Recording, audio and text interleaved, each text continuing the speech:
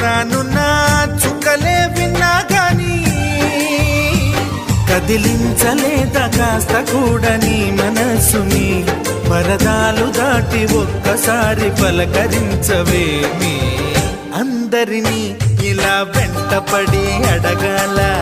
సరదాగా నువ్వే ఎదురైతే సరిపోదా నిద్రపోతున్న రాత్రి నడిగా